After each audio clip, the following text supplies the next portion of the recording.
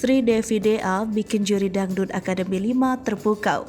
Warga Prabu Muli bangga.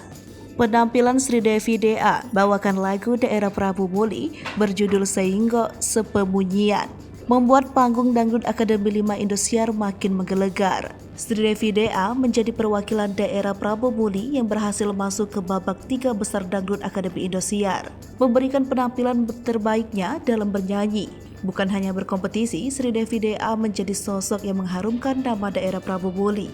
Pasalnya, Sri Devi DA memperkenalkan budaya Sumatera Selatan lewat panggung bergengsi Indosiar yang ditonton oleh masyarakat Indonesia. Seperti halnya ketika tampil, pedangdut muda bernama lengkap Sherly Artika Sri Devi ini membawakan lagu daerah Prabu Muli berjudul Seinggo Sepemunyian.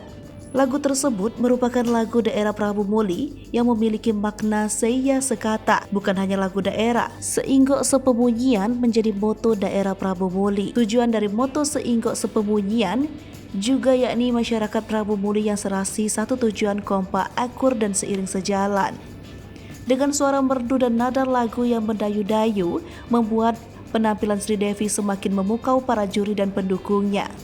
Bahkan tampilan Sri Devi di panggung megah Indosiar bahkan sudah sampai babak 3 besar membuat bangga warga Prabu Muli.